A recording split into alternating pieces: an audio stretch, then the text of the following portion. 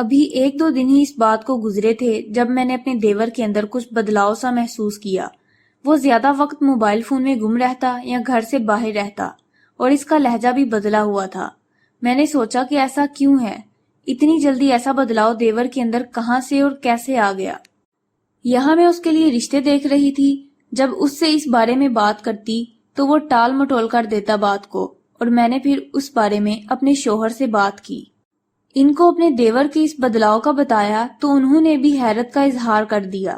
ایک تو میرے شوہر کو دفتر کے کام سے فرصت کم ملتی تھی، اس لیے وہ گھر پر کم دھیان دیتے تھے۔ ہر چیز مجھے سنبھالنی ہوتی تھی، اور ابھی تک ہماری کوئی اولاد بھی نہیں ہوئی تھی۔ مجھے اولاد کا بہت شوق تھا، روز دعائیں کرتی تھی اس کے لیے، اور مجھے امید تھی کہ میرے یہاں بھی اولاد ہوگی۔ پر کبھی کبھی یہ سوچ کر میں اداس اور دکھی ہو جاتی تھی جب اولاد کی کمی شدت سے محسوس ہوتی تھی۔ پر میرے شوہر بہت اچھے تھے، مجھے اس بات پر ہمیشہ مجھے تسلی دیتے تھے کہ جب اللہ نے چاہا تو ہمارے یہاں بھی اولاد ہو جائے گی۔ اس کی رحمت سے ہمیں مایوس نہیں ہونا چاہیے۔ تو بس میں اسی امید پر بیٹھی تھی کہ مجھے یہ رحمت بھی ضرور ملے گی۔ بس جلد یاد پر وقت کا دیر کوئی تعین نہیں تھا کہ کب۔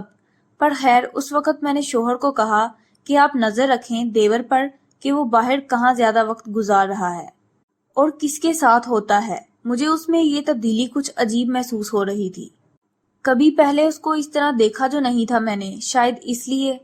وہ مجھے عزیز تھا، اپنے بھائیوں کی طرح میں اس کو سمجھتی تھی، تو اس کا اچھا برا سوچنا میرا فرض تو تھا ہی، ساتھ ذمہ داری بھی، کیونکہ میں نہیں چاہتی تھی اس کے ساتھ کچھ برا ہو، کیونکہ وہ اپنی اس ہلکی سی کم سنائی دینے والی بیماری سے پہلے ہی بہت کچھ برا سہ چکا تھا۔ لوگوں کی باتیں، تانے، ان کی بری نظریں اور ہر طرف سے دھتکار نے اس کو احساس سے کمتر بنا دیا تھا۔ اس بات کا مجھ کو بہت دکھ رہتا تھا، اور میرے شوہر کو بھی۔ اس وقت میرے شوہر نے مجھے تسلی کروائی کہ وہ پتہ کروائیں گے، نظر رکھیں گے کچھ دن اس پر کہ وہ آج کل کیا کر رہا ہے، کیونکہ مجھے معلوم تھا اب انہوں نے ایسا کہا ہے تو وہ ایسا کریں گے بھی، اور ان کے کہہ دینے سے میں مطمئن ہو گئی تھی اور بے فکر بھی۔ پھر اگلے دن ایک جگہ دیور کے رشتے کی بات مجھے بڑھتی نظر آئی تو میں خوش ہو گئی کہ اس پیر بابا کی بات سچ ہوتی نظر آ رہی تھی۔ میں نے سوچ لیا تھا دیور کا رشتہ پکا ہو جائے تو چٹ منگنی پٹ بیاہ کروں گی، اور اس کہاوت پر عمل کروں گی جو کہتے ہیں ہتھیلی پر سرسوں جمانا ہے، اور پھر اس پیر بابا کے آستانے پر مٹھائی بھی لے کر جاؤں گی، ان کا شکریہ ادا کروں گی۔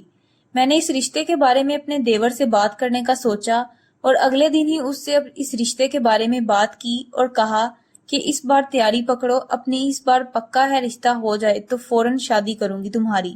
پر میری حیرت کی انتہا نہ رہی جب دیور نے انکار کر دیا اور کہا آپ کو کہیں پر بھی رشتہ کرنے کی ضرورت نہیں ہے۔ مجھے اس کی بات سمجھ نہیں آئی اور اس سے پوچھا کہ پر کیوں؟ تو اس نے کہا جمعرات کا انتظار کریں، آپ دیکھیں اس پیر بابا کی بات میں سچائی ہے یا نہیں، کیسے ہوگا یہ۔ اس کی بات پر میں نے کہا کہ ہم ہاتھ پر ہاتھ دھڑے رکھ کر نہیں بیٹھ سکتے، کوشش تو ہم نے کرنی ہے، ایسا تو بالکل نہیں بس بنا کچھ کیے گھر بیٹھے جمعرات تمہارا رشتہ پکا ہو جائے گا، کوشش کرنی ہمیں ہے۔ میری بات سن کر پھر اس نے جو مجھے سمجھایا اس نے میرے کان کھول دیے کہ پھر تو اس کا کوئی فرق نہیں ہوا نا بھابی کہ وہی محنت ہم کریں، جبکہ ہم نے تو اس پیر بابا کی بات پر یقین رکھ کے بیٹھنا ہے، کیونکہ یہ دم تویز تو اس لیے ہوتے ہیں کہ کام خود بخود ہو جائے۔ کوشش تو ہمیں دعا کرنے کے بعد کرنی چاہیے نا، کیونکہ اس میں دیر ہوتی ہے۔ پھر اس نے مجھے سمجھایا کہ یہ پیر بابا وغیرہ کی بات کچھ نہیں ہوتی، سب کچھ اللہ کرتا ہے اور اسی کے ہاتھ میں ہے، یہ چکر چھوڑ دیں۔ اس کے سمجھانے کے باوجود مجھے جمعرات کا پھر بھی شدت سے انتظار تھا، تو جس تھا کہ دیکھتے ہیں تب کیا ہوتا ہے۔ پر جب اگلی جمعرات آئی تو دیور خود ہی ایک لڑکی گھر لے آیا۔ اپنے دیور سے اس کے بارے میں پوچھا تو اس کا جواب سن کر میرے اوپر آسمان ٹوٹ پڑا۔ اس نے کہا کہ میں نے شادی کر لی ہے بھابی، یہ میری بیوی ہے۔ مجھے یقین نہیں آیا اس کی بات پر، حیران پریشان میں نے گھونگھٹ اٹھایا۔ اس لڑکی کا تو ہوش اڑ گئے، کیونکہ وہ کوئی اور نہیں، وہ بالکل اس پیر بابا جیسی تھی جس سے میں نے اپنے دیور پر دم کروایا تھا۔ میں نے اس بات کا فوراً ان دونوں سے اظہار کر دیا تو دیور کی بات نے میرے 14 طبق روشن کر دیے کہ یہ وہی بابا ہیں، اور مجھے سمجھ نہ آیا کہ وہ کہنا کیا چاہتا ہے۔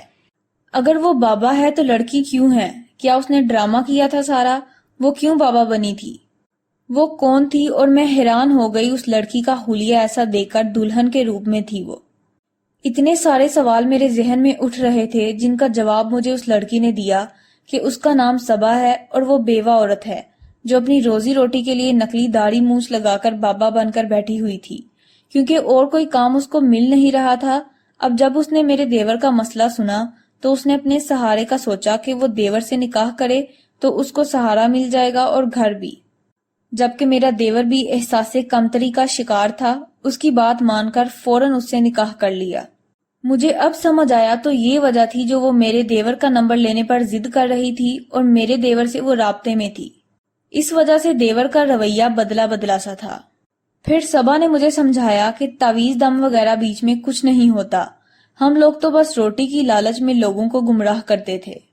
آپ ان پر یقین نہ رکھیں، سب جھوٹ ہے، ہر کام کرنے والا واحد اللہ ہے، اور اس نے بھی توبہ کر کے اب یہ کام چھوڑ دیا ہے۔